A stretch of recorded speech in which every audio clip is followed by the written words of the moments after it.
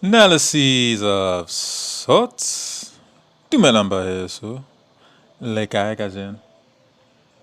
You know, Rabalata. Rabalata. Dean Samba fit. Back again with another one. We're reading. I'm still trying to crack this thing of the whole reading and doing it via. Hey, Mona, I'm trying something new that nobody does on TikTok. I've never seen anybody do this type of format that I'm doing. So I really appreciate all of your support, Buffet, too. Even if you can tune in for just 15 minutes anyana while we're reading the book, give your feedback. You know, this is like a school, basically. It's an online school, what I'm doing here. This book club is for us to get into the culture of, firstly, just reading in general. And then over time, I want us to start reading indigenous language books, because I think it's important for us to know how to read in our mother tongue. Most people don't know how to read in the mother tongue across Africa. And it's our responsibility to keep our languages alive. No one's going to do that for you. You can't blame the colonizer for that. That one you must do yourself. You must take responsibility and say, I'm going to keep my culture, my language, customs, everything alive. It's nobody's duty except our own. So, and every single day to fight to keep our cultures alive. Because indeed, the glow, those people are trying to put an end to indigenous native cultures.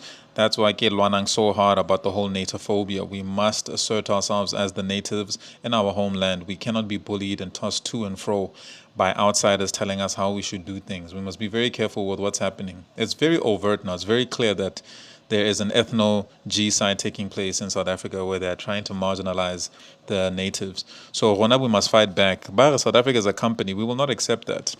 Guys, you must understand, we must rather be unalived than to accept such statements where our country is a company. This is our homeland, our ancestral homeland. Yes, a lot has been done on this land. A lot has been built on this land without our consent. But we've got to take charge. And if it means destroying all the infrastructure in order for people to leave, then so be it. The land is more important than anything and what's under the land. I'm telling you, we can always rebuild the infrastructure. We can't be attached to buildings, Buffett. We can always rebuild. It will take us one generation. South Africans are highly intelligent people. Natives are highly intelligent people. Buffett, let's get into this book, man. I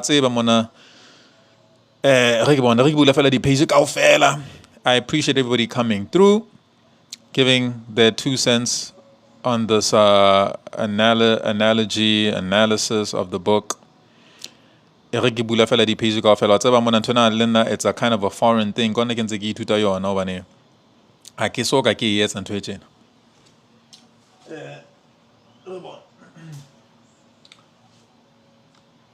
Mari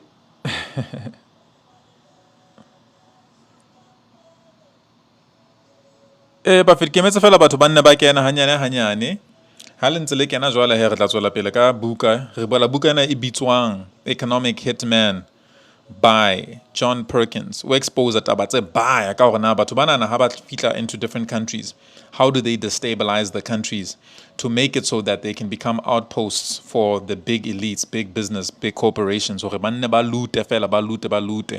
control your politicians, they control your media, they control everything, all the important sectors of a country, and most importantly, they control the NGOs and your judiciary. Wabana, that's most countries are constitutional democracies today. If your judiciary is captured, that one you must know. I don't want to lie to you, Buffett. If your judiciary is captured, you can never get justice in that country. It means your country is owned by whoever is paying those members of your judiciary. It was kind of kimangala chore. George Soros, it's much cheaper to buy the judiciary of a country than the politicians.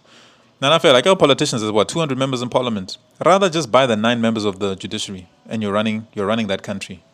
You're controlling the affairs of that country. And what's about Tabakata more than their loyalty to their own people. It's a shame. The era that we live in today is actually shameful. It's disgusting. This is why it's important for us to put culture in the forefront. This book club, over time, we're going to make it about indigenous languages. We're going to read indigenous languages. We're going to break them down in our mother tongue. We're going to upgrade our dictionaries, because the one thing that tells you that your language is dying is if your dictionary is not being updated every year. So ask yourself in your mother tongue, when was the last published edition of your dictionary. Nna ke Mosotho, so ka Sesotho rona re qetetse ho publish ka 2015. It's 2026. It's over 10 years. So we're approaching what is called linguistic suicide. It's only the Zulu culture that's keeping up to date ka dictionary that's coming out every year. They're updating words constantly. They're consciously keeping their language alive. So it's up to the rest of us, the indigenous languages, to do the same for ourselves. So but over time we're going to start moving towards indigenous languages. But I want us to build a culture yaubala. We must read, we must share notes, we must bounce ideas back and forth between each other. One tall. Exchange knowledge. Sure, Netsi, hola brayaka. Ergo kinya into the thing, my brother, so you can also give 2 cents in ya how harantsagabala. I hope motaratan di buka brayaka. Retlo analyze a kiss gala he. Rescolo he. Eba feti let's it's a mino in the background. I don't know if you can hear it. Let's it's a farmo. What's a Free State. So, who's a part of the panel? I need a moderator. I need a lot of different things. But don't stop liking. Make sure you also share this. Get it out there. I know most people are spending on as well. And not chase it, offer. So that's like shopping to the streaming. In signally energy. Or to the battle energy. The battle motas nang mota pap until. So, but here. So, Eric and Alaba to be 2. Kibo mamba. Haribo. Now I don't despise small beginnings. You can start with 2. Over time it will grow. But look at what Natophobia did. I used to have like a couple of hundred followers. Nobody knew me. Kaki kalaka that Natophobia because I was just posting every day. All of a sudden, massive following out of nothing in the space of 1 month. It can happen like that. As long as, we're just consistently telling the truth and defending our country. We will find other patriots. We will find each other and create a network. We're going to branch off into other proper media companies to push back against the establishment and propaganda. Hey, Bafit, let's start. Kiena hebuka, harba again. Langkuta ne? I'm sure everybody can hear me. I hope so. Harbo.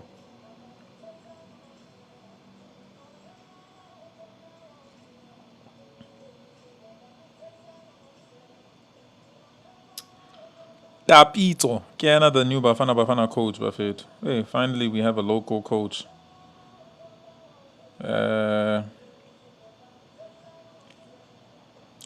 TikTok studio. Is it showing the current session?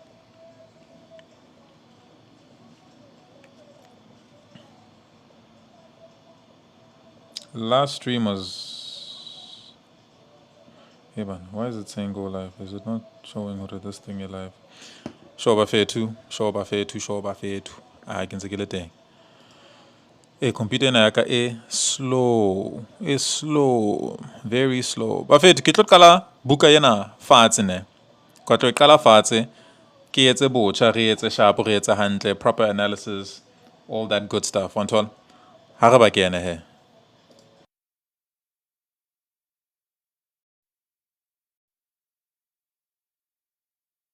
Preface.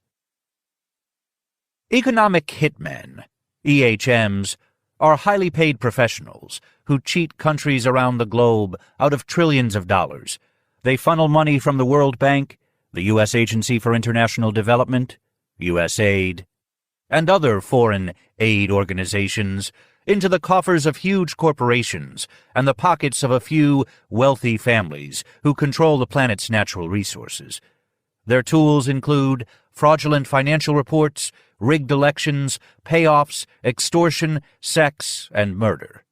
They play a game as old as empire, but one that has taken on new and terrifying dimensions during this time of globalization. I should know. I was an EHM. I wrote that in 1982 as the beginning of a book with the working title Conscience of an Economic Hitman. The book was dedicated to the presidents of 2 countries, men who had been my clients, whom I respected and thought of as kindred spirits, Jaime Roldos, president of Ecuador, and Omar Torrijos, president of Panama. Both had just died in fiery crashes. Their deaths were not accidental. They were assassinated because they opposed that fraternity of corporate, government, and banking heads whose goal is global empire. We EHMs failed to bring Roldos and Torrijos around. And the other type of hitmen, the CIA-sanctioned jackals who were always right behind us, stepped in. I was persuaded to stop writing that book. I started it 4 more times during the next 20 years. On each occasion, my decision to begin again was influenced by current world events. The U.S. invasion of Panama in So, Buffett, I think it's important to make the distinction. Yapili, the EHMs, Baolata Streety, sometimes often in disguise. Then honale the jackals. But if the EHMs fail to doom Sebitsuabona, then they bring in the jackals. So I think it's good that he's layering this thing for us now in the introduction so that we understand the EHMs are not always successful. And in that case, when they are not successful,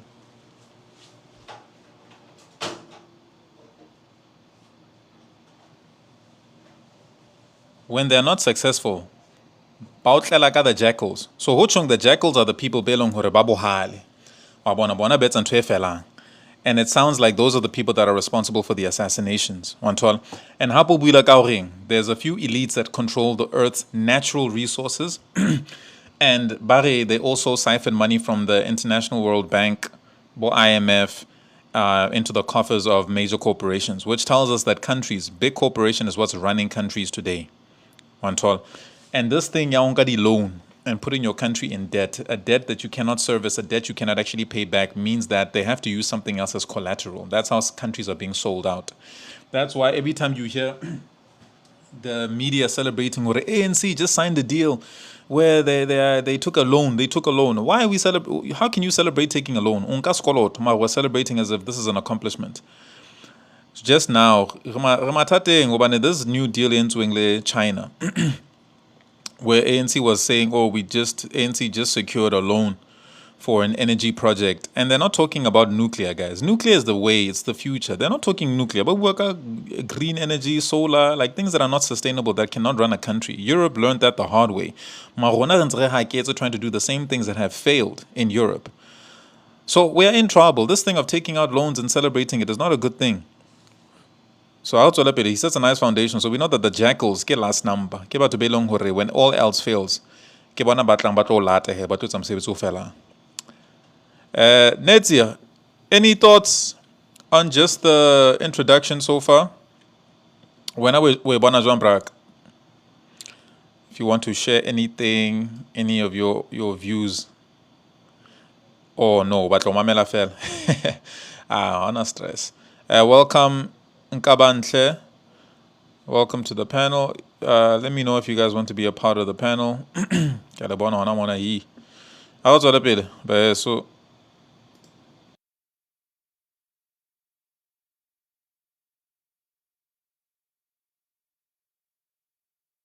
1989, the First Gulf War, Somalia, the rise of Osama bin Laden. However, threats or bribes always convinced me to stop. In 2003, the president of a major publishing house that is owned by a powerful international corporation read a draft of what had now become Confessions of an Economic Hitman. He described it as a riveting story that needs to be told. Then he smiled sadly, shook his head, and told me that since the executives at World Headquarters might object, he could not afford to risk publishing it. He advised me to fictionalize it. We could market you in the mold of a novelist like John le Carré or Graham Greene. But this is not fiction. It is the true story of my life. A more courageous publisher, one not owned by an international corporation, has agreed to help me tell it. This story must be told. We live in a time of terrible crisis and tremendous opportunity. The story of this particular economic hitman is the story of how we got to where we are and why we currently face crises that seem insurmountable. This story must be told Because only by understanding our past mistakes will we be able to take advantage of future opportunities. Because 9/11 happened, and so did the Second War in Iraq.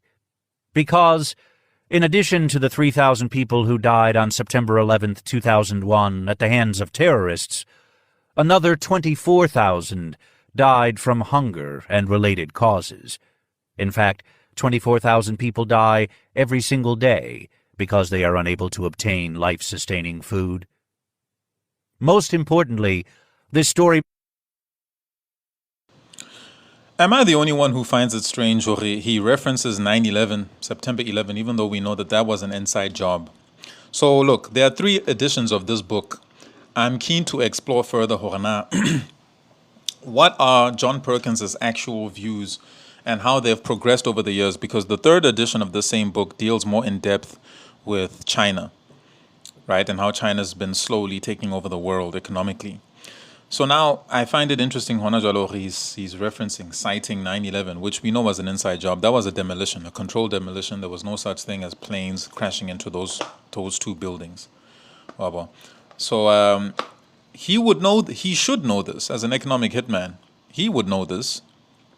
So I found it interesting that he mentioned that. Maratlabona, as it builds up, where is he going with these arguments?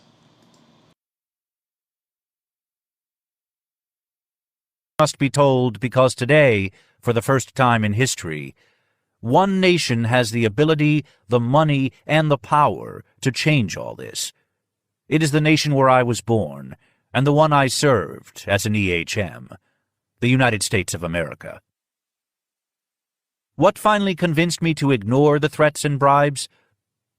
The short answer is that my only child, Jessica, graduated from college and went out into the world on her own. When I recently told her that I was considering publishing this book and shared my fears with her, she said, "Don't worry, Dad. If they get you, I'll take over where you left off. We need to do this for the grandchildren I hope to give you someday." That is the short answer. The longer version relates to my dedication to the country where I was raised, to my love of the ideals expressed by our founding fathers, to my deep commitment to the American Republic that today promises life, liberty, and the pursuit of happiness for all people everywhere, and to my determination after 9/11 not to sit idly by any longer while EHMs turn that republic into a global empire. That is the skeleton version of the long answer. The flesh and blood are added in the chapters that follow. This is a true story. I lived every minute of it. The sights, the people, the conversations, and the feelings I describe were all a part of my life.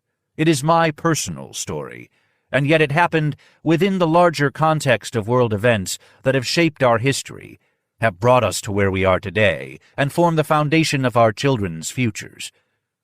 I have made every effort to present these experiences, people, and conversations accurately.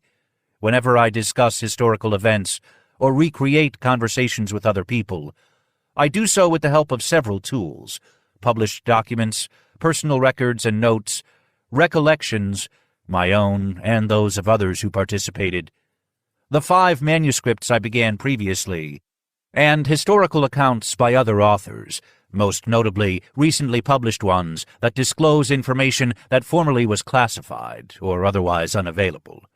References are provided in the endnotes to allow interested readers to pursue these subjects in more depth.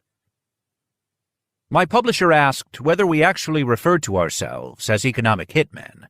I assured him that we did, although usually only by the initials. In fact, one day in 1971, when I began working with my teacher, Claudine, she informed me, "My assignment is to mold you into an economic hitman. No one can know about your involvement, not even your wife." Then she turned serious. "Once you're in for life." After that, she seldom used the full name. We were simply EHMs. Claudine's role is a fascinating example of the manipulation that underlies the business I had entered. Beautiful and intelligent, she was highly effective. She understood my weaknesses and used them to her greatest advantage. Her job and the way she executed it exemplify the subtlety of the people behind this system. Claudine pulled no punches when describing what I would be called upon to do. My job, she said, was to encourage world leaders to become part of a vast network that promotes U.S. commercial interests. In the end, those leaders become ensnared in a web. Buffett, don't you find it interesting that we live in a world where there are other people who are on very special assignments, whose job it is to blend into our societies and make it seem like they're a part of us, while they're carrying out these missions, for example, to try to put America's economic interests first in a foreign country. But the fact that Claudine was the one who groomed John from an early age and told him exactly what his mandate was kind of reminds me of this movie called The Truman Show, where this guy was a part of a reality, he was the star in a reality show, Truman. And he had no idea, because the concept of the reality show was to take a newborn baby and put him in this artificial world that is created. And his life would start being watched and tracked from the moment he was in his mother's womb. There was a camera. To the moment he was born, to every single birthday, to every milestone in life. His whole life was tracked and followed. Even the woman he meets that becomes his wife was casted to be his wife. Every aspect of his life did not happen by chance, except this one woman that he actually met when they were young. He truly fell in love with her, but she was not a part of the script. Her role was not to marry him and fall in love with him. So they wrote her out of the story, even though she tried to spill the beans to him at some point, because they had assigned a wife for him. And that's how his life went until he started seeing cracks in this in the world that he was living in, and identifying patterns. And eventually, well, long story short, spoiler alert, he does get to the end of the world because it's an artificial world, and he finds a door there that he exits because he started catching on to the fact that his whole life was scripted. His whole life was a part of a reality show. In a way, our lives are these types of simulations as well, because we live in a created world with created systems that we live under. And there are characters assigned, like what he's describing now, that are EHMs, whose job it is to put certain countries' and companies' interests first, over and above the interests of the indigenous people of a particular country. I think it's very telling, because we have to ask ourselves, who in our country is an EHM? Who's a CIA agent? Who's a spy? We have a lot of foreigners in South Africa occupying sensitive positions, and it's not by accident. We have foreigners in positions in parliament, pretending to be fighting for our land, pretending to be fighting for the interests of the natives, whereas they're just putting on a charade, a show. But there's no implementation, there's no enforcement, there's no action. Politics is like a PSL league. It's a football league of stars that get traded and get dropped and get signed, change clubs, make headlines, but it's all gladiatorial games. What did Marie Antoinette say? Give them cake, give them bread, and then give them cake, right? Politics is the same thing. It's just cake. It's entertainment. Laws are written as a placebo. They're not being enforced. So our reality is very different from what's been put on paper and all the different structures that have been created in this system that we follow so blindly. But it's not working for us and it's not serving us. In fact, it's there to do the exact opposite of what we hope it's supposed to do for us. So ask yourself, who do you know in your society, in your community, in our country, who is a CIA agent, a spy, whose job it is to blend in as much as possible with South Africans, with the natives, to make it seem like he's one of us, but they're carrying out a totally different agenda?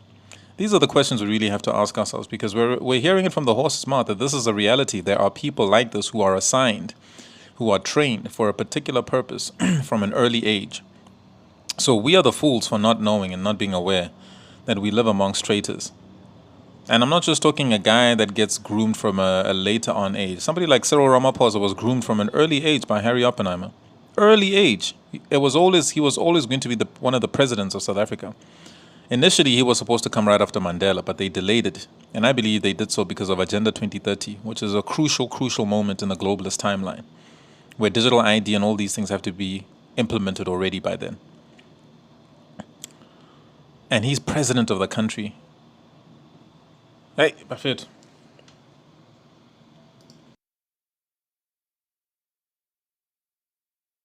debt that ensures their loyalty. We can draw on them whenever we desire to satisfy our political, economic, or military needs. In turn, they bolster their political positions by bringing industrial parks, power plants, and airports to their people.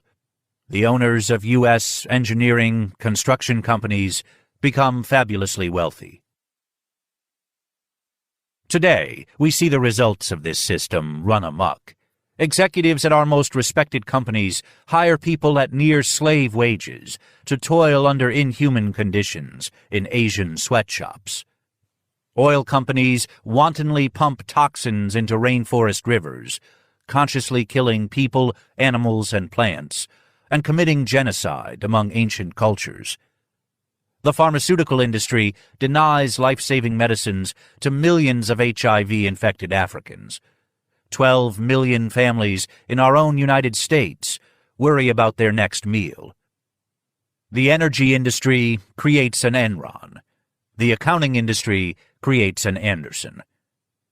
The income ratio of the 1/5 of the world's population in the wealthiest countries to the 1/5 in the poorest went from 30-1 in 1960 to 74-1 in 1995.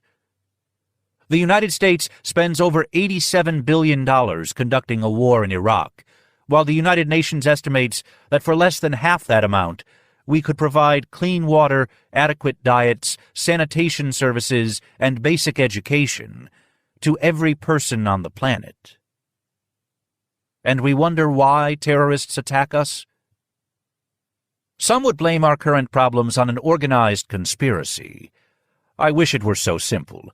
Members of a conspiracy can be rooted out and brought to justice. This system, however, is fueled by something far more dangerous than conspiracy. It is driven not by a small band of men, but by a concept that has become accepted as gospel.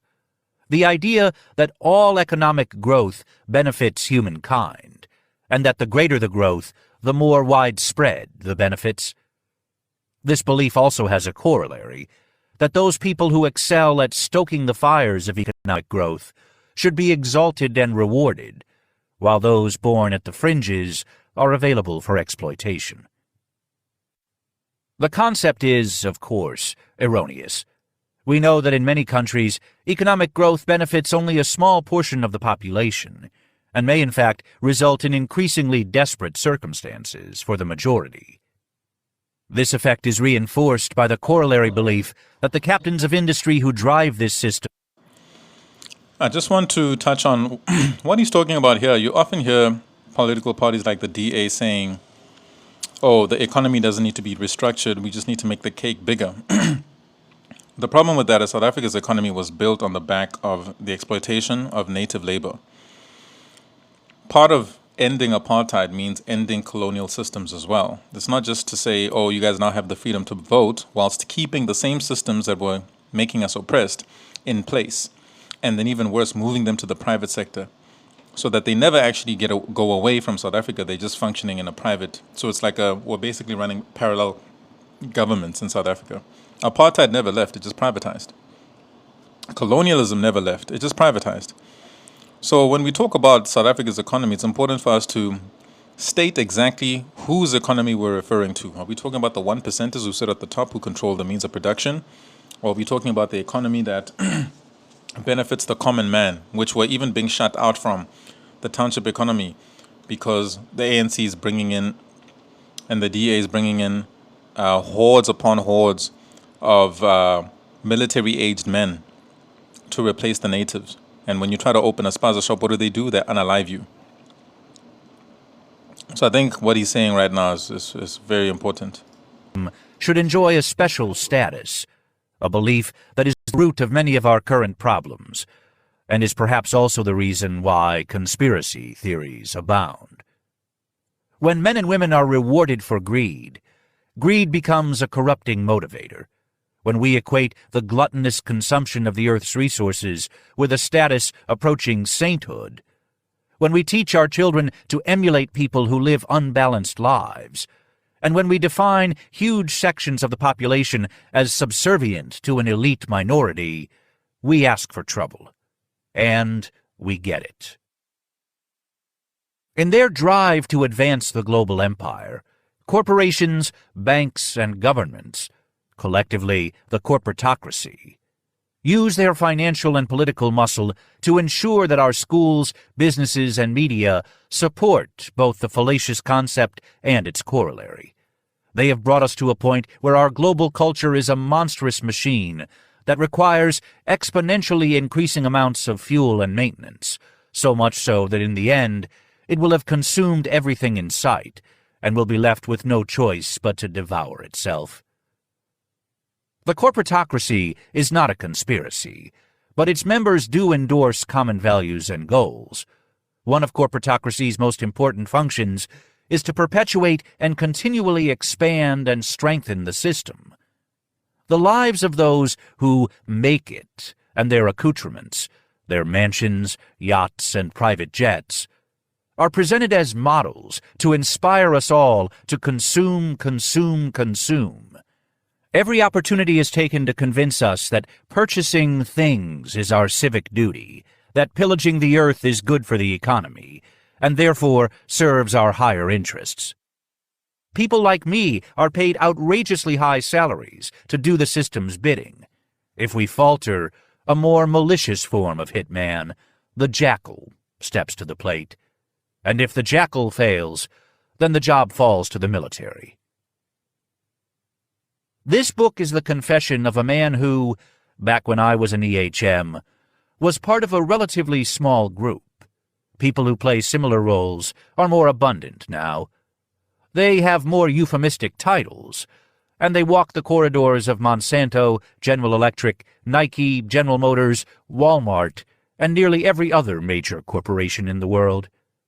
In a very real sense, Confessions of an Economic Hitman is their story as well as mine. It is your story, too, the story of your world and mine, of the first truly global empire. History tells us that unless we modify this story, it is guaranteed to end tragically. Empires never last. Every one of them has failed terribly. They destroy many cultures as they race toward greater domination, and then they themselves fall. No country or combination of countries can thrive in the long term by exploiting others. This book was written so that we may take heed and remold our story. I am certain that when enough of us become aware of how we are being exploited by the economic engine that creates an insatiable appetite for the world's resources and results in systems that foster slavery, we will no longer tolerate it. We will reassess our role in a world where a few swim in riches and the majority drown in poverty, pollution, and violence. We will commit ourselves to navigating a course toward compassion, democracy, and social justice for all. Admitting to a problem is the first step toward finding a solution. Confessing a sin is the beginning of redemption. Let this book, then, be the start of our salvation. Let it inspire us to new levels of dedication and drive us to realize our dream of balanced and honorable societies. Without the many people whose lives I shared, and who are described in the following pages, this book would not have been written. I am grateful for the experiences and the lessons. Beyond them, I thank the people who encouraged me to go out on a limb and tell my story. Stefan Ruckschaffen, Bill and Lynn Twist, Ann Kemp, Art Rafi, so many of the people who participated in Dream Change trips and workshops, especially my co-facilitators, Eve Bruce, Lynn Roberts-Herrick, and Mary Tyndall, and my incredible wife and partner of 25 years, Winifred, and our daughter Jessica. I am grateful to the many men and women who provided personal insights and information about the multinational banks, international corporations, and political innuendos of various countries, with special thanks to Michael Benelli, Sabrina Bologni, Juan Gabriel Carrasco, Jamie Grant, Paul Shaw, and several others who wish to remain anonymous, but who know who you are. Once the manuscript was written, Barrett Kohler founder Stephen Piersanti not only had the courage to take me in, but also devoted endless hours as a brilliant editor, helping me to frame and reframe the book. My deepest thanks go to Stephen, to Richard Pearl, who introduced me to him, and also to Nova Brown, Randy Fiat, Alan Jones, Chris Lee, Jennifer Liss, Laurie Pellishude, and Jenny Williams, who read and critiqued the manuscript. To David Corton, who not only read and critiqued it, but also made me jump through hoops to satisfy his high and excellent standards. To Paul Fedorko, my agent, to Valerie Brewster for crafting the book design, and to Todd Manza, my copy editor, a wordsmith and philosopher extraordinaire. A special word of gratitude to Jivan Sivasubramanian, Barrett Kohler's managing editor, and to Ken Lupoff, Rick Wilson, Maria Jesus Aguilo, Pat Anderson, Marina Cook, Michael Crowley, Robin Donovan, Kristen France, Tiffany Lee, Katrine Longron, Diane Plattner, all the BK staff who recognize the need to raise consciousness and who work tirelessly to make this world a better place. I must thank all those men and women who worked with me at Maine and were unaware of the roles they played in helping EHM shape the global empire. I especially thank the ones who worked for me and with whom I traveled to distant lands and shared so many precious moments. Also, Ehud Sperling and his staff at Inner Traditions International, publisher of my earlier books on indigenous cultures and shamanism, and good friends who set me on this path as an author. I am eternally grateful to the men and women who took me into their homes, in the jungles, deserts, and mountains, in the cardboard shacks along the canals of Jakarta, and in the slums of countless cities around the world, who shared their food and their lives with me, and who have been my greatest source of inspiration. John Perkins, August 2004.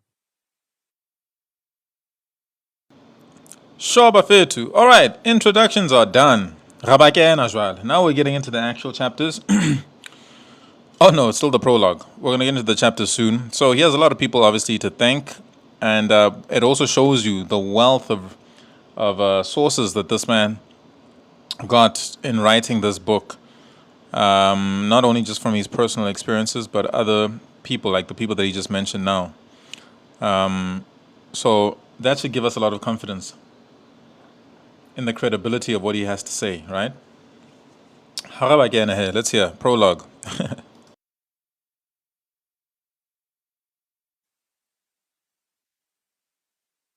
Prologue. Quito, Ecuador's capital, stretches across a volcanic valley high in the Andes at an altitude of 9,000 feet.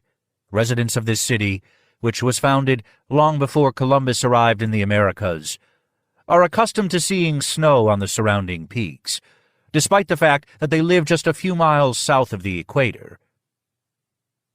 The city of Shell, a frontier outpost and military base hacked out of Ecuador's Amazon jungle to service the oil company whose name it bears, is nearly 8,000 feet lower than Quito.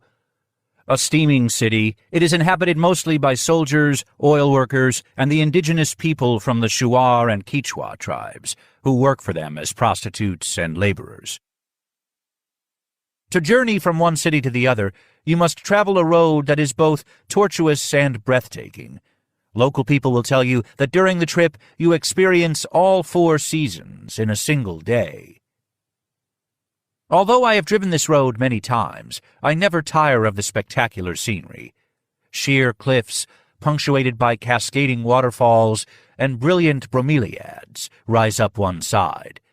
On the other side, the earth drops abruptly into a deep abyss, where the Pastaza River, a headwater of the Amazon, snakes its way down the Andes.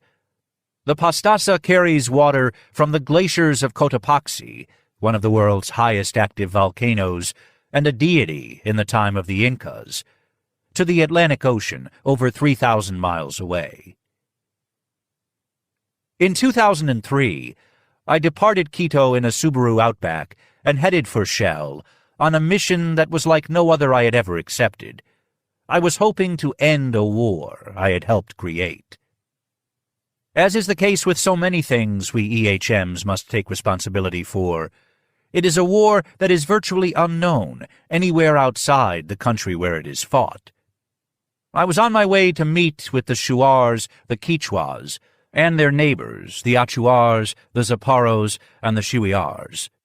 Tribes determined to prevent our oil companies from destroying their homes, families, and lands, even if it meant they must die in the process. For them, this is a war about the survival of their children and cultures, while for us it is about power, money, and natural resources. It is one part of the struggle for world domination and the dream of a few greedy men. Global empire. That is what we EHMs do best. We build a global empire. We are an elite group of men and women who utilize international financial organizations to foment conditions that make other nations subservient to the corporatocracy running our biggest corporations, our government, and our banks. Like our counterparts in the mafia, EHMs provide favors. These take the form of loans to develop infrastructure, electric generating plants, highways, ports, airports, or industrial parks. A condition of such loans is that engineering and construction companies from our own country must build all these projects. In essence,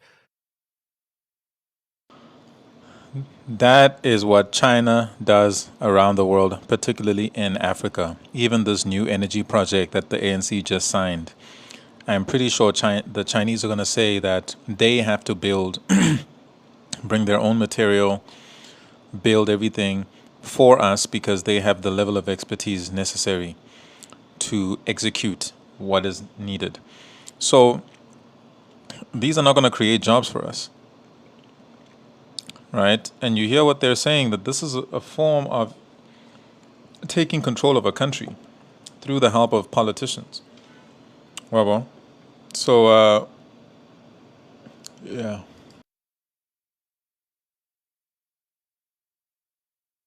most of the money never leaves the United States. It is simply transferred from banking offices in Washington to engineering offices in New York, Houston, or San Francisco. Despite the fact that the money is returned almost immediately to corporations that are members of the corporatocracy, the creditor, the recipient country is required to pay it all back, principal plus interest.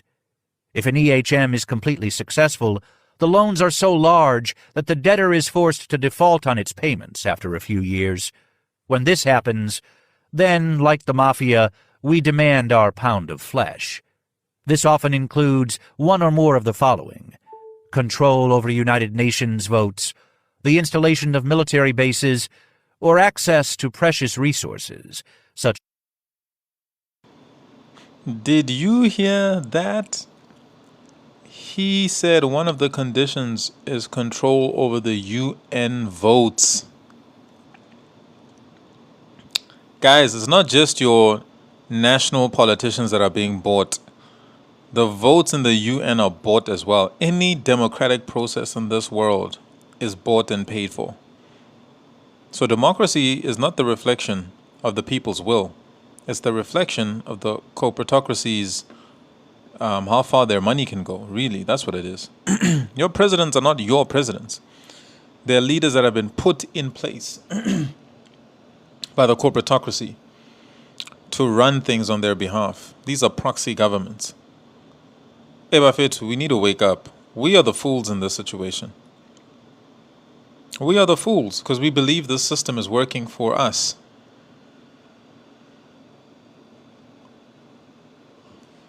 Yo, Aring, I'm going to go back on that a little bit because he said some profound stuff. Buying UN votes. I'm thinking it's bad enough that they're buying votes in parliament and in the judiciary in various countries. No, they're taking it a step further. They're buying votes in the United Nations. There is no institution that is not corrupt. Which begs the question then, Do we need to get to a point as people in the world where everyone must have their own mafia? Because if you can't rely on the public systems that are in place that are supposed to defend and protect people's best interests, who's defending the people? We can't just be left vulnerable the way that we are right now, guys. So maybe everyone needs to have a mafia. Maybe everyone needs to have their own mafia with their own... Because if the police are not doing their job...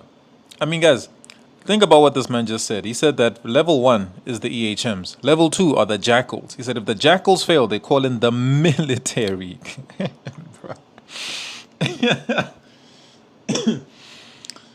Yo, Bafetu, they call in the military. Yo, the military that you think is there for you is not there for you. Allegedly. Yeah. Yo. Alright, okay. As oil or the Panama Canal. Of course, the debtor still owes us the money, and another country is added to our global empire. Driving from Quito toward Shell on this sunny day in 2003, I thought back 35 years to the first time I arrived in this part of the world. I had read that although Ecuador is only about the size of Nevada, it has more than 30 active volcanoes, over 15% of the world's bird species, and thousands of as yet unclassified plants, and that it is a land of diverse cultures, where nearly as many people speak ancient indigenous languages as speak Spanish. I found it fascinating and certainly exotic, yet the words that kept coming to mind back then were pure, untouched, and innocent. Much has changed in 35 years. At the time of my first visit, in 1968, Texaco had only just discovered petroleum in Ecuador's Amazon region. Today, oil accounts for nearly half the country's exports. A trans-Andean pipeline, built shortly after my first visit, has since leaked over 500,000 barrels of oil into the fragile rainforest, more than twice the amount spilled by the Exxon Valdez. Today, a new $1.3 billion 300-mile pipeline, constructed by an EHM-organized consortium, promises to make Ecuador one of the world's top 10 suppliers of oil to the United States. Vast areas of rainforest have fallen. Macaws and jaguars have all but vanished. 3 Ecuadorian indigenous cultures have been driven to the verge of collapse, and pristine rivers have been transformed into flaming cesspools. During this same period, the indigenous cultures began fighting back.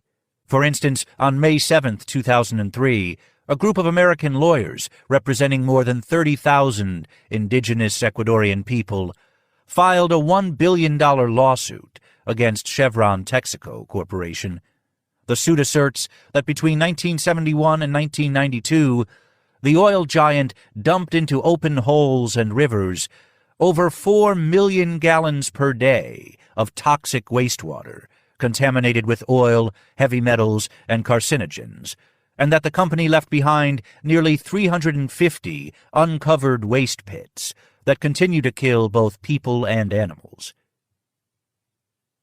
Outside the window of my outback, great clouds of mist rolled in from the forests and up the Pastasas canyons. Sweat soaked my shirt, and my stomach began to churn, but not just from the intense tropical heat and the serpentine twists in the road. Knowing the part I had played in destroying this beautiful country was once again taking its toll. Because of my fellow EHMs and me, Ecuador is in far worse shape today than she was before we introduced her to the miracles of modern economics, banking, and engineering. Since 1970, during the period known euphemistically as the oil boom, the official poverty level grew from 50 to 70%. Under or unemployment increased from 15 to 70%. And public debt increased from $240 million to $16 billion. Meanwhile, the share of natural resources allocated to the poorest segments of the population declined from 20 to 6%. Unfortunately, Ecuador is not the exception. Nearly every country we EHMs have brought under the global empire's umbrella has suffered a similar fate. Third world debt has grown to more than $2.5 trillion, and the cost of servicing it, over $375 billion per year as of 2004, is more than all third world spending on health and education, and 20 times what developing countries receive annually in foreign aid. Over half the people in the world survive on less than $2 per day, which is roughly the same amount they received in the early 1970s. Meanwhile, the top 1% of third world households accounts for 70 to 90% of all private financial wealth and real estate ownership in their country. The actual percentage depends on the specific country. The Subaru slowed as it meandered through the streets of the beautiful resort town of Baños, famous for the hot baths created by underground volcanic rivers that flow from the highly active Mount Tungurahua. Children ran along beside us, waving and trying to sell us gum and cookies. Then we left Baños behind. The spectacular scenery ended abruptly as the Subaru sped out of paradise and into a modern vision of Dante's Inferno. A gigantic monster reared up from the river, a mammoth gray wall. Its dripping concrete was totally out of place, completely unnatural and incompatible with the landscape. Of course, seeing it there should not have surprised me. I knew all along that it would be waiting in ambush. I had encountered it many times before, and in the past had praised it as a symbol of EHM accomplishments. Even so, it made my skin crawl.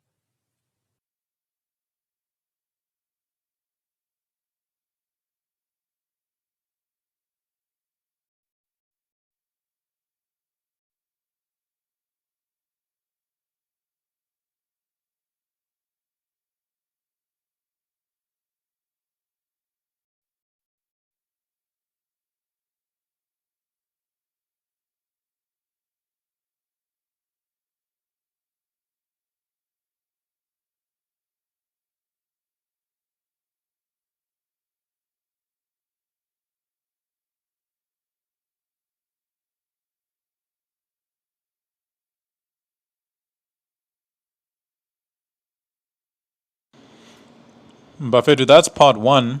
I'm just connecting part two, and we will continue with the. I believe it is the prologue.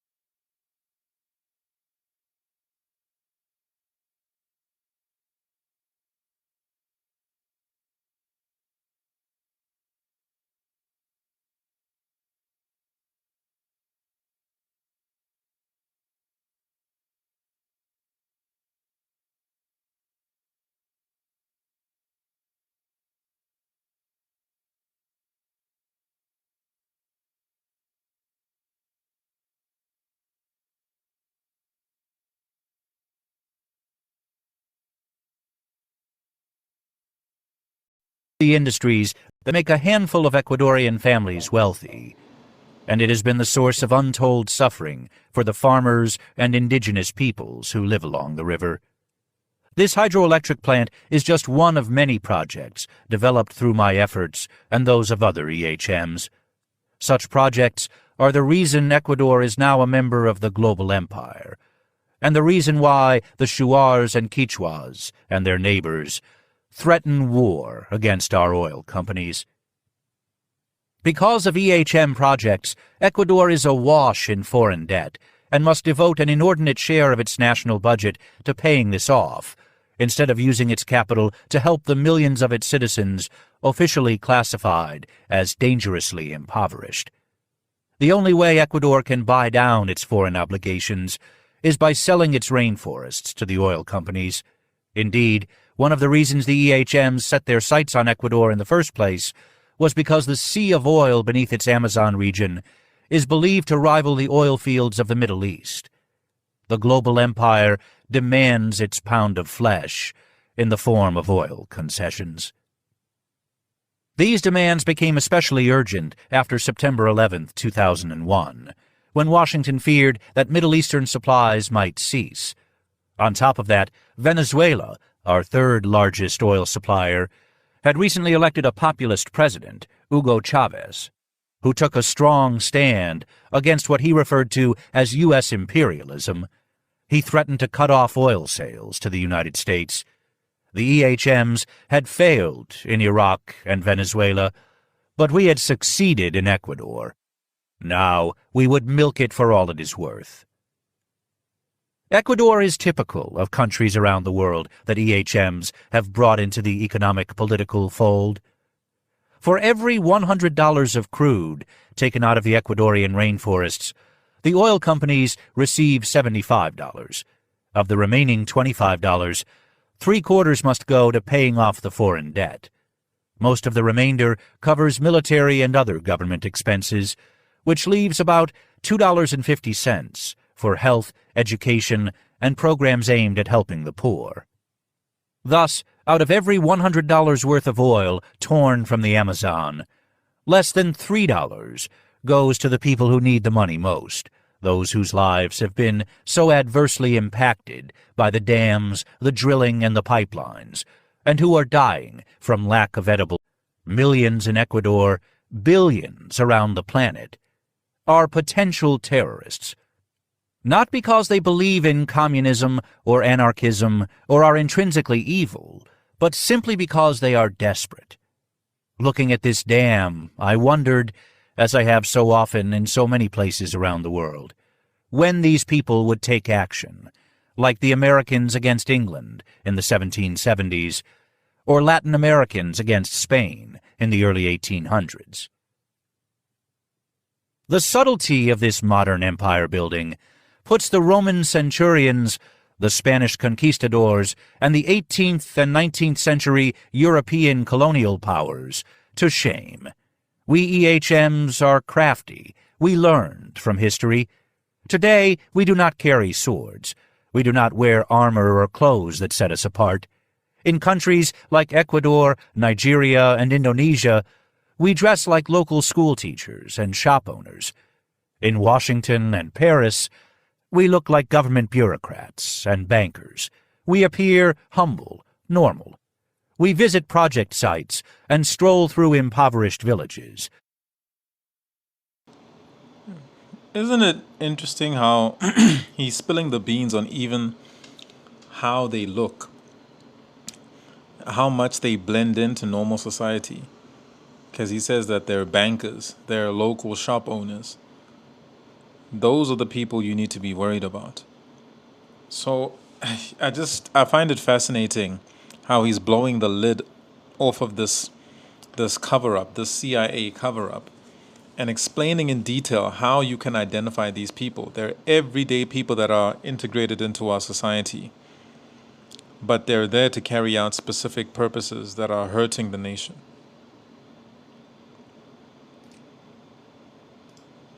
We profess altruism, talk with local papers about the wonderful humanitarian things we are doing. We cover the conference tables of government committees with our spreadsheets and financial projections, and we lecture at the Harvard Business School about the miracles of macroeconomics. We are on the record. Sounds exactly like these NGOs that are always telling us about human rights and humanitarianism. Meanwhile, native South Africans are suffering more than anyone else on the African continent today. Unemployment, crime, all sorts of things, and there's no government stepping in to help us.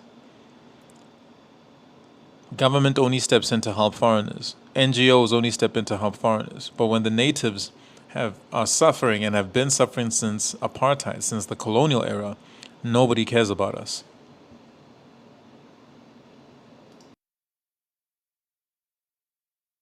In the open. Or so we portray ourselves, and so we are accepted. It is how the system works. We seldom resort to anything illegal because the system itself is built on subterfuge, and the system is by definition legitimate. However, and this is a very large caveat, if we fail, an even more sinister breed steps in, ones we EHMs refer to as the jackals, men who trace their heritage directly to those earlier empires. The jackals are always there, lurking in the shadows. When they emerge, heads of state are overthrown or die in violent accidents. And if by chance the jackals fail, as they failed in Afghanistan and Iraq, then the old models resurface.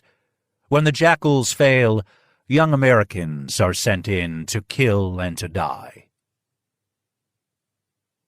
As I passed the monster, that hulking mammoth wall of gray concrete. Okay, so he's just explained the three-tier system, where it's first the EHMs who are sent in under a disguise, blending into society, but there to carry out nefarious objectives in your country. Second stage is the jackals. So if the EHMs fail in coercing your politicians and your heads of state, then the jackals come in, who I guess are a little bit more aggressive in their approach. And then he says if the jackals fail, and he said that the jackals are a direct lineage or related to the elites. And then finally the military is sent in. Right? That's when they start. That's when America brings you freedom and democracy. They send the military in. Scary stuff, because we've seen this movie so many times. So those are the three stages of how they take over your country. If all else fails, eventually they just send the army in, the military in, if they can't coerce you in all those other ways. Rising from the river, I was very conscious of the sweat that soaked my clothes and of the tightening in my intestines. I headed on down into the jungle to meet with the indigenous people who are determined to fight to the last man in order to stop this empire I helped create, and I was overwhelmed with feelings of guilt.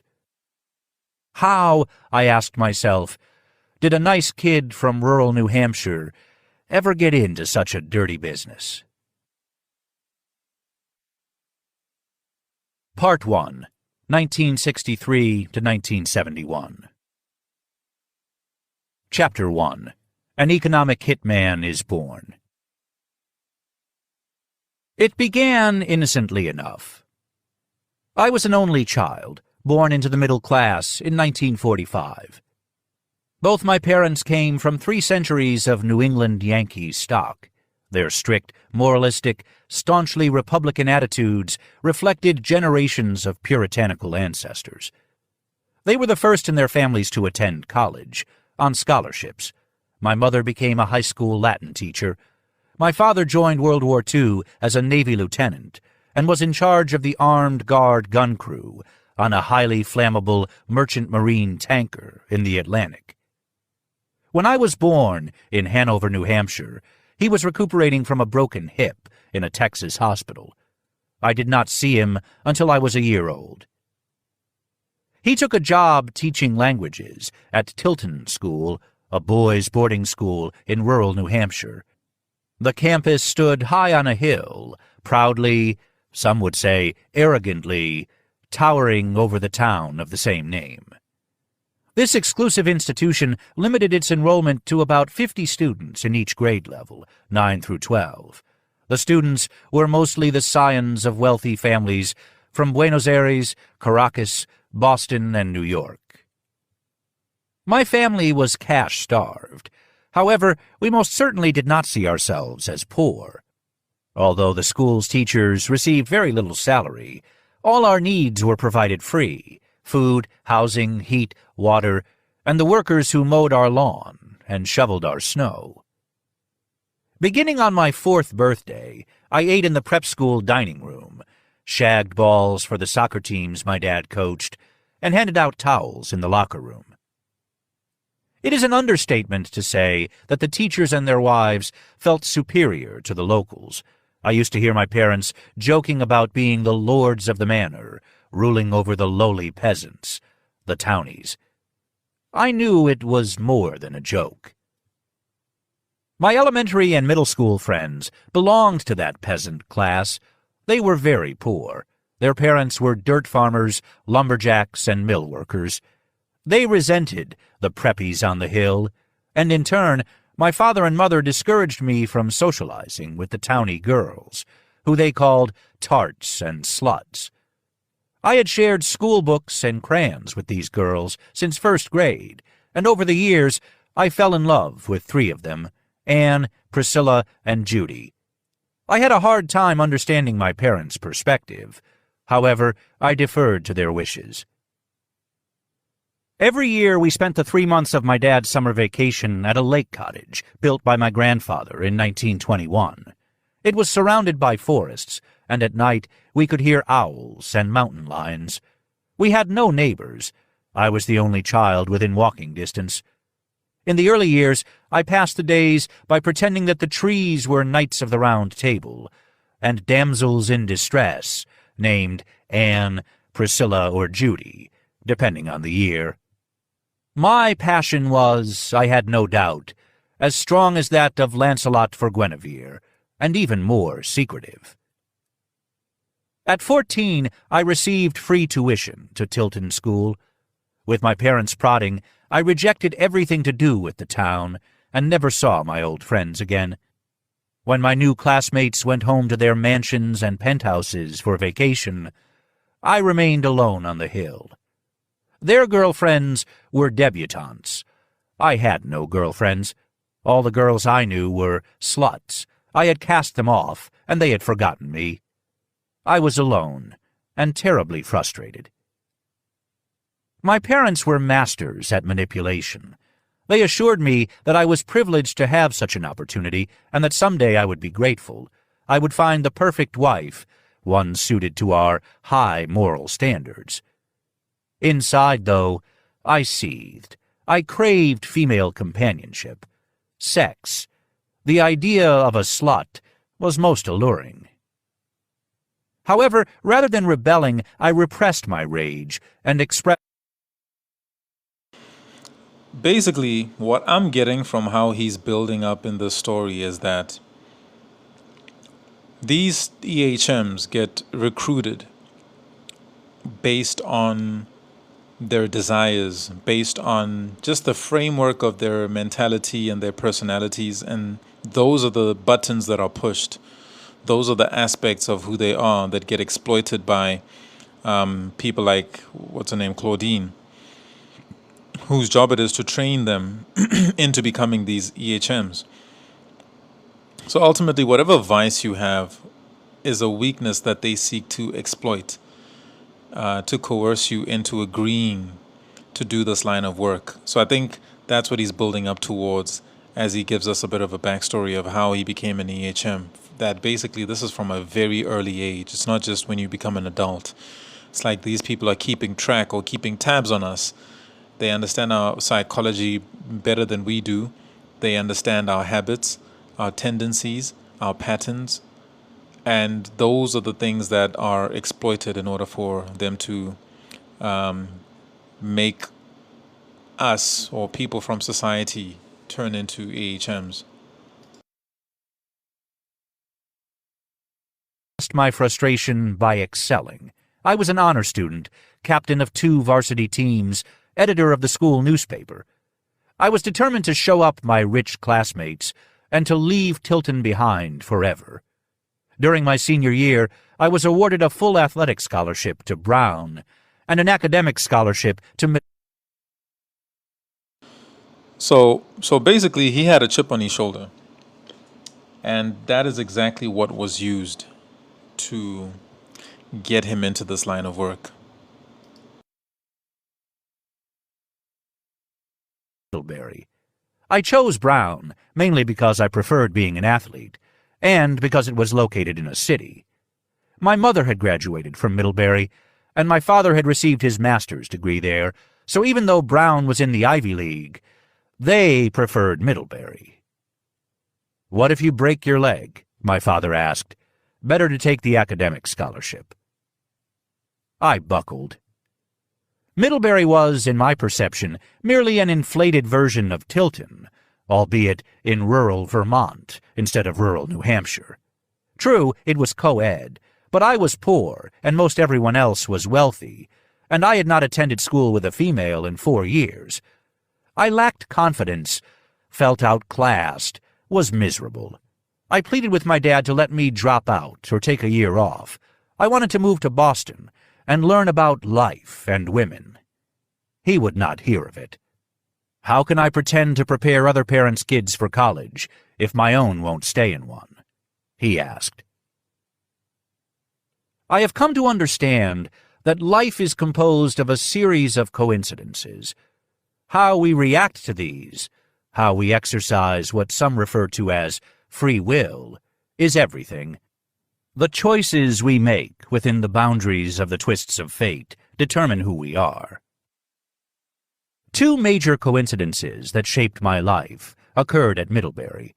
One came in the form of an Iranian, the son of a general who was a personal advisor to the Shah. The other was a beautiful young woman named Anne, like my childhood sweetheart. The first, whom I will call Farad, had played professional soccer in Rome. He was endowed with an athletic physique, curly black hair, soft walnut eyes, and a background and charisma that made him irresistible to women. He was my opposite in many ways. I worked hard to win his friendship, and he taught me many things that would serve me well in the years to come. I also met Anne. Although she was seriously dating a young man who attended another college, she took me under her wing. Our platonic relationship was the first truly loving one I had ever experienced. Farad encouraged me to drink, party, and ignore my parents. I consciously chose to stop studying. I decided I would break my academic leg to get even with my father. My grades plummeted. I lost my scholarship. Halfway through my sophomore year, I elected to drop out. My father threatened to disown me. Farad egged me on. I stormed into the dean's office and quit school. It was a pivotal moment in my life. Farad and I celebrated my last night in town together at a local bar. A drunken farmer, a giant of a man, accused me of flirting with his wife, picked me up off my feet, and hurled me against a wall. Farad stepped between us, drew a knife, and slashed the farmer open at the cheek. Then he dragged me across the room and shoved me through a window, out onto a ledge high above Otter Creek. We jumped and made our way along the river and back to our dorm. The next morning, when interrogated by the campus police, I lied and refused to admit any knowledge of the incident. Nevertheless, Farad was expelled. We both moved to Boston and shared an apartment there. I landed a job at Hearst's Record American Sunday Advertiser newspapers as a personal assistant to the editor-in-chief of the Sunday Advertiser. Later that year, 1965, several of my friends at the newspaper were drafted. To avoid a similar fate, I entered Boston University's College of Business Administration. By then, Anne had broken up with her old boyfriend, and she often traveled down from Middlebury to visit. I welcomed her attention. She graduated in 1967, while I still had another year to complete at BU. She adamantly refused to move in with me until we were married, although I joked about being blackmailed, and in fact did resent what I saw as a continuation of my parents' archaic and prudish set of moral standards. I enjoyed our times together, and I wanted more. We married.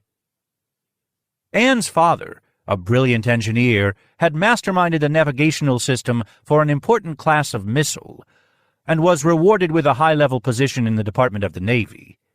His best friend, a man Anne called Uncle Frank, not his real name, was employed as an executive at the highest echelons of the National Security Agency, NSA, the country's least known, and by most accounts, largest spy organization.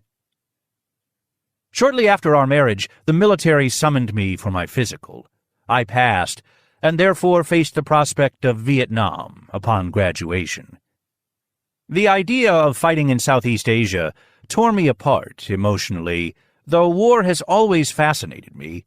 I was raised on tales about my colonial ancestors, who included Thomas Paine and Ethan Allen, and I had visited all the New England and upstate New York battle sites of both the French and Indian and the Revolutionary Wars. I read every historical novel I could find. In fact, when Army Special Forces units first entered Southeast Asia, I was eager to sign up. But as the media exposed the atrocities and the inconsistencies of U.S. policy, I experienced a change of heart. I found myself wondering whose side Paine would have taken.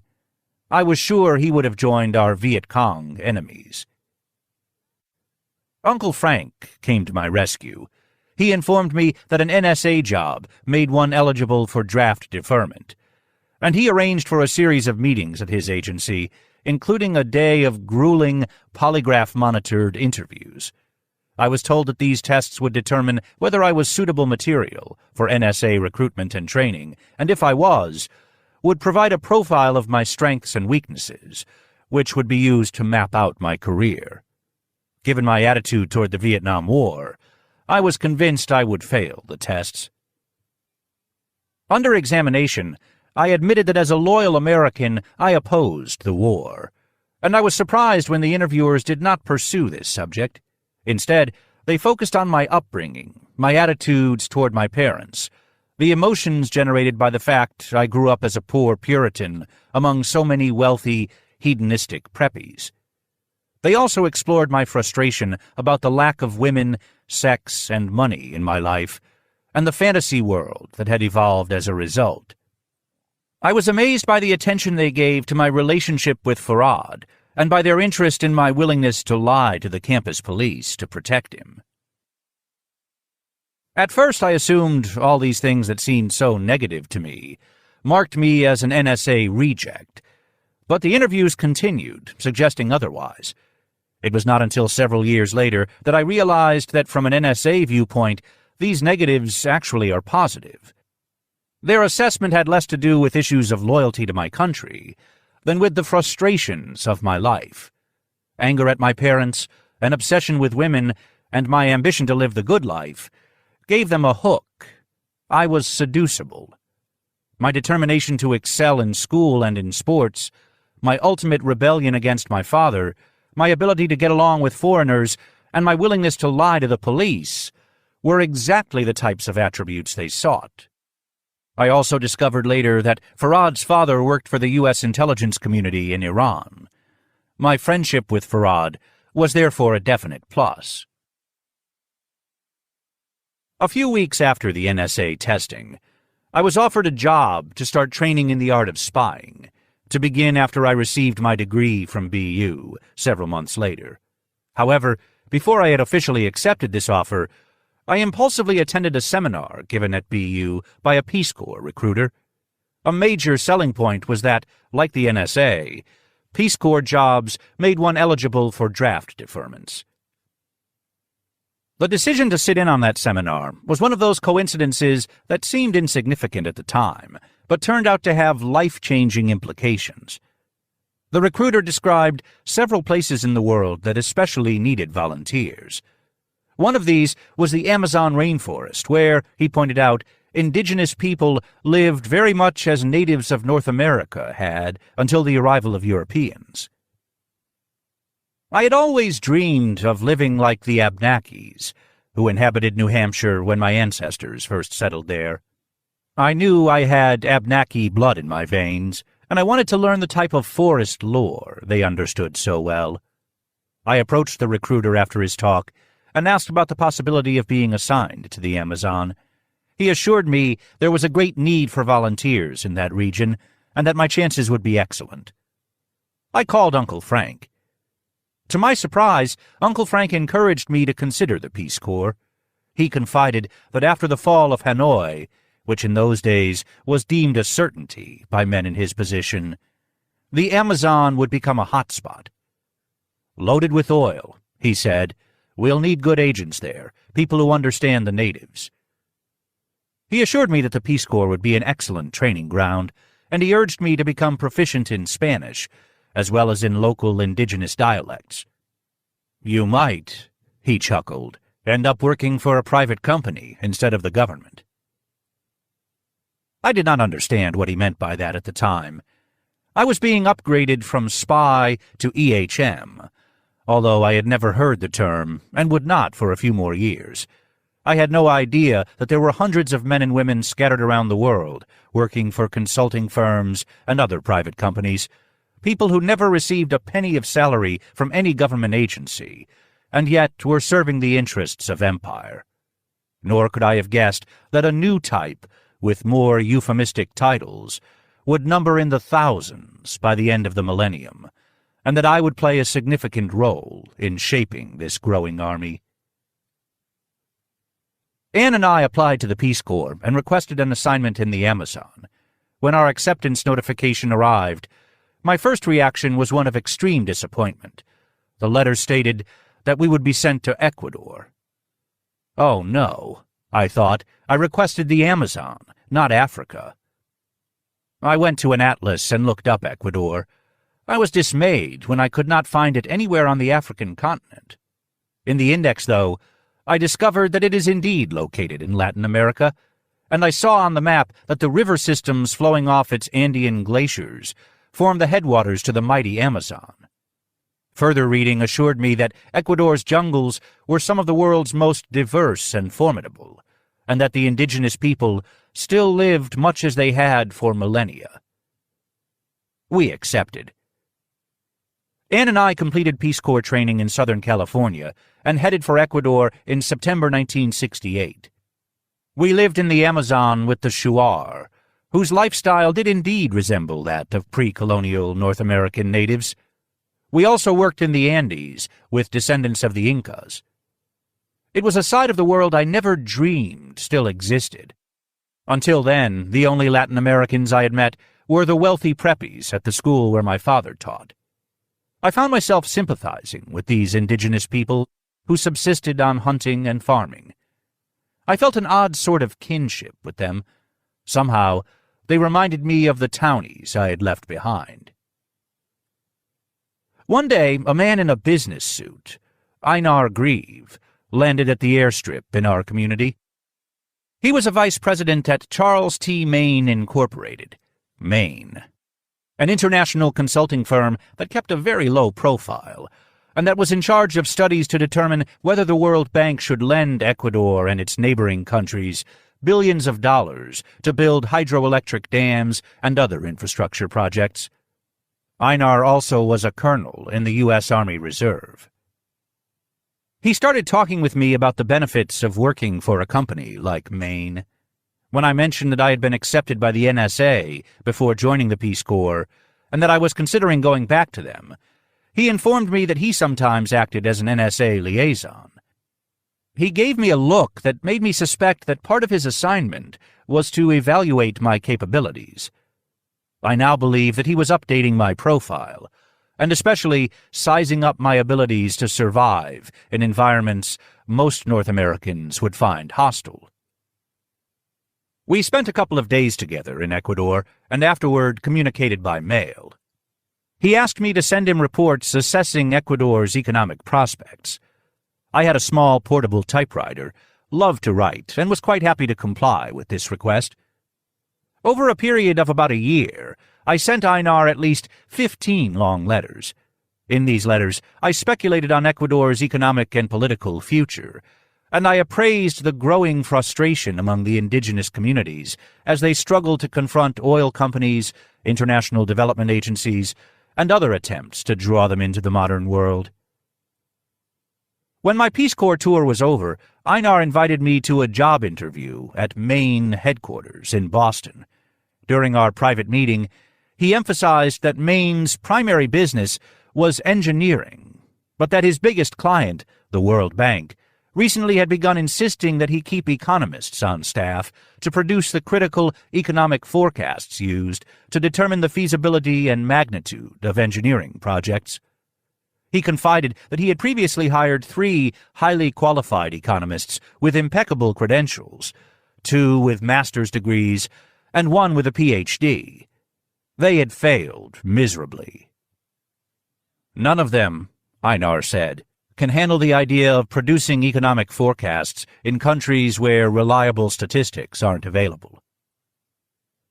He went on to tell me that, in addition, all of them had found it impossible to fulfill the terms of their contracts, which required them to travel to remote places in countries like Ecuador, Indonesia, Iran, and Egypt, to interview local leaders and to provide personal assessments about the prospects for economic development in those regions.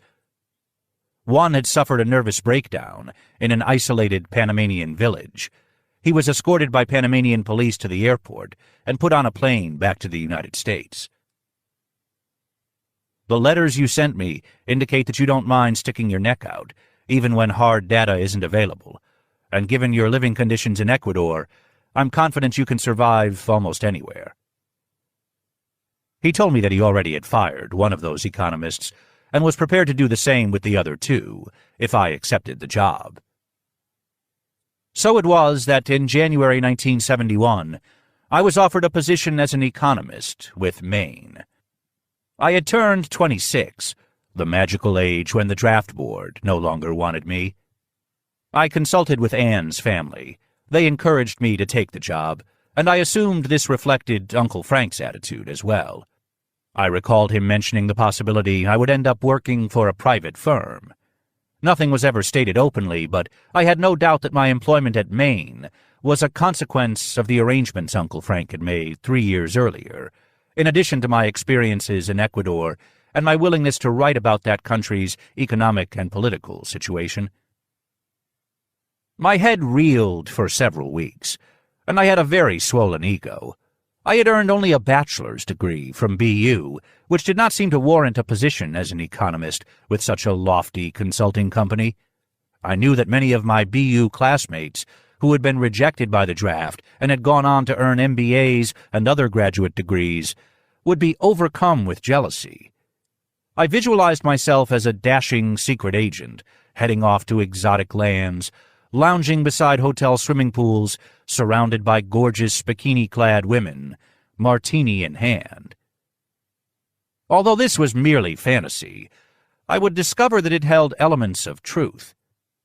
Einar had hired me as an economist, but I was soon to learn that my real job went far beyond that, and that it was, in fact, closer to James Bond's than I ever could have guessed. Sure, Buffett. So that is chapter 1. And again, he's just laying the foundation to help us understand how these EHMs go into people's countries and basically destabilize them, infiltrate, and create an environment where the interests of the corporatocracy or the global elites are served in your country, and that access to your land and minerals is granted to these people. So, yeah, guys, it's a lot. It's a lot to break down. It's a lot to think about.